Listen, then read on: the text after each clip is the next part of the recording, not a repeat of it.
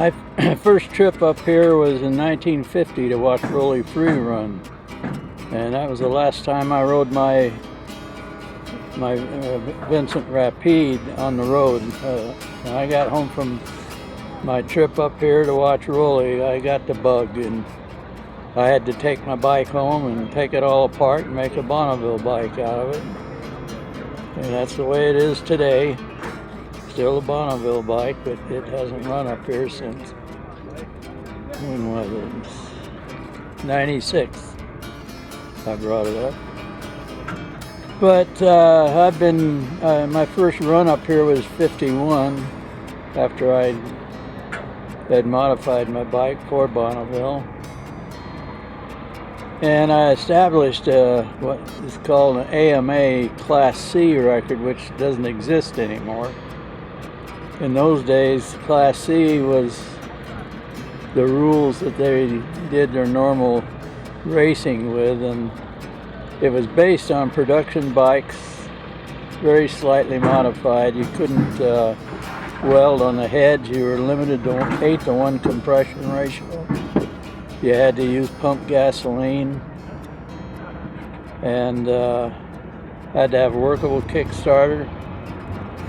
And a lot of stuff that seemed sort of trivial at the time, but it still created some problems. But we worked around the rules and got everything working the way it's supposed to. But I set the record for Class C at 129 in 1951. And a guy that was my nemesis was a guy named Sam Perriott, who had an aerial square 4, which was quite fast. In fact, I figured it had to be the world's fastest square 4, because he came back up here on private assault and ran 131 and beat me by 3 miles an hour almost. And he ran exactly to the hundredths in both directions, exactly the same speed. He wasn't going to go any faster. So I came up in 52 with the proper gearing, which when I came up the first year, I brought my bike up with a dream gear that I had no hopes of ever pulling it, but it didn't. But that was the only gearing I had. So I came up with a proper gearing and had made some more modifications to the bike, and I set the record at 141. And I asked Sam if he was going to bring his aerial out again, and he said no, I've retired it, because he knew it wasn't going to go any faster. And then in 53, I came back up and I broke my 141 record with a two-way average of 147.85. And I got through one way a little over 150. And this is with 8-to-1 compression and pump gas. And that record stood for 20 years.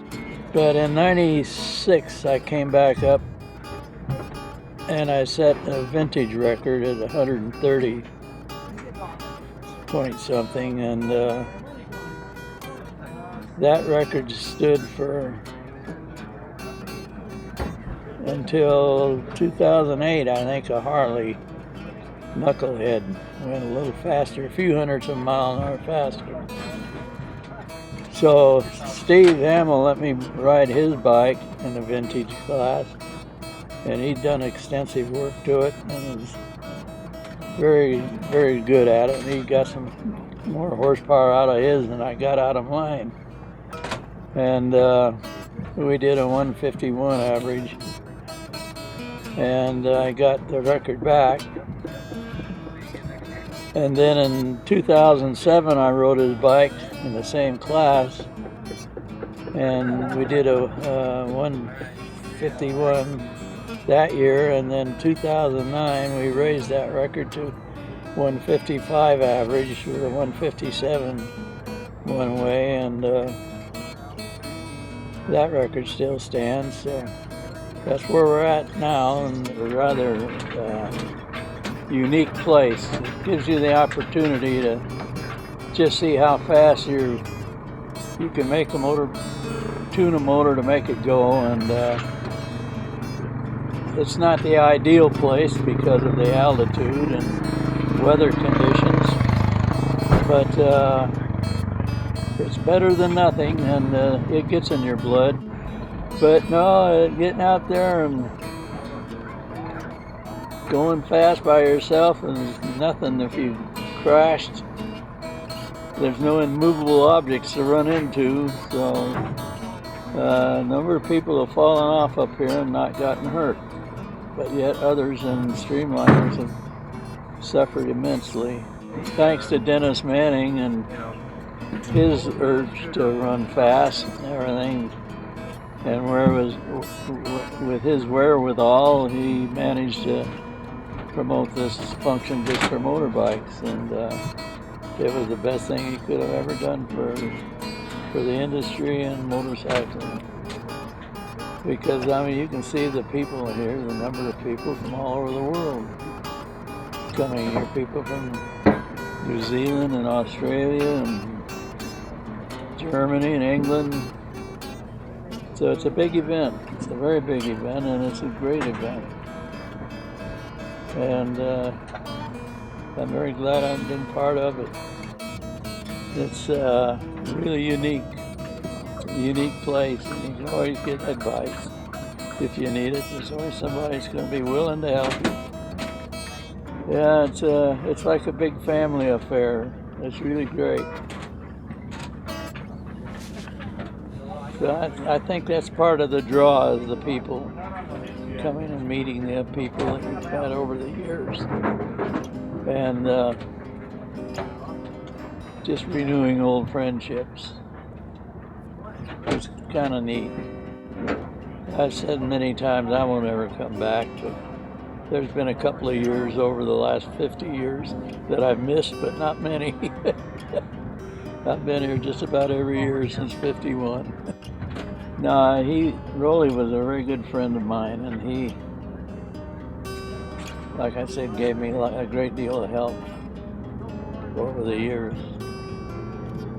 And then another good feature of it was meeting guys like old Burt Monroe, the world's fastest Indian. I met Burt up here in 1956. He wanted to watch the NSU people run and set the record, because they were coming over here to set the absolute record. And at that time, I was an NSU dealer, and so I wanted to see one too. And so I came up to watch, and I had a T-shirt that said Vincent on it. And Bert come up and talked to me and asked if I was Marty Dickerson. I said, yeah. And next thing he said, can I bum a ride back to LA with you? And I said, yeah, but you'll have to ride in the back of the truck. And he says, no problems. Anyway, we put him in the back of the truck, and he sat on a box, and he was looking around at the scenery, and pretty soon he was singing. And he just had a jolly good time. And then every year he came after that, he stayed with me for quite a while, and I got to know him very, very well, and got to take lots of photos. In his first year he ran up here, and those photos came in handy for the movie and the 2 books that were written about him. And when he'd stay with me, we'd be sitting at the kitchen table having coffee or ice cream or something, and Bert would start telling his own stories.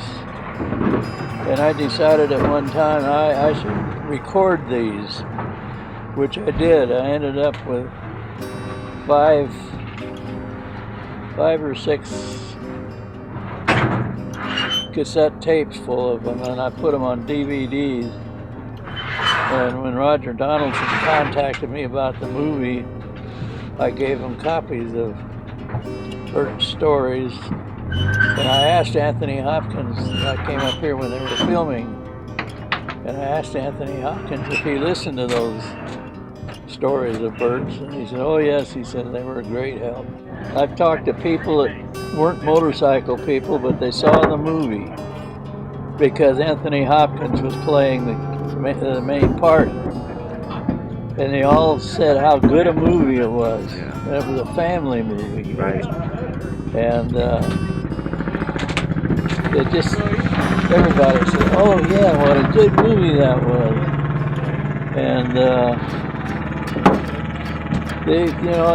that's the beauty of it. It wasn't a story about motorcycling per se. It was just about a guy that got famous because of his love for motorcycling.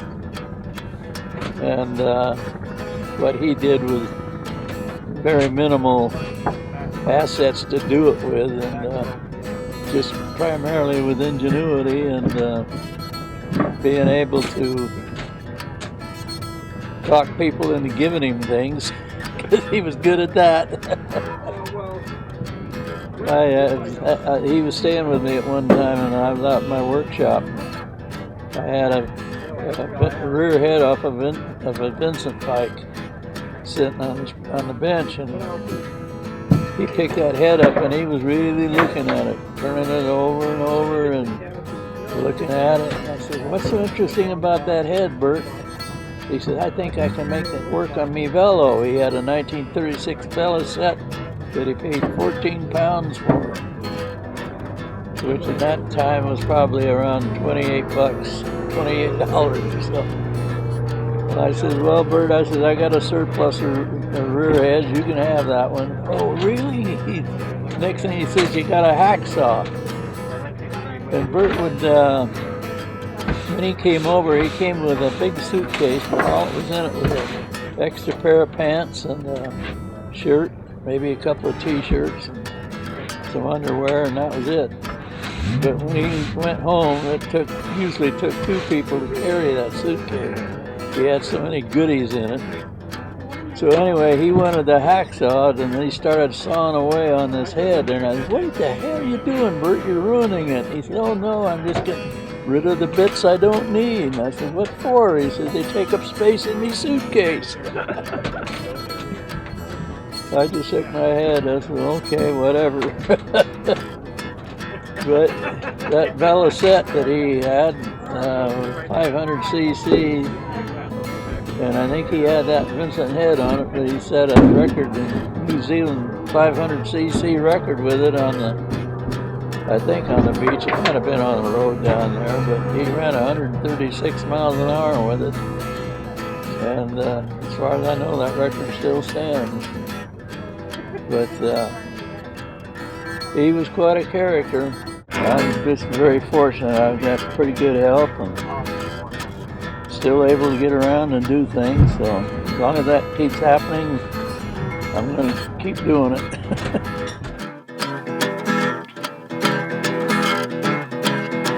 I like the speed and I dig that sound. Two-wheeled horsepower burning across the ground. Well, now y'all know I just like to be around motorcycles. That's just my thing.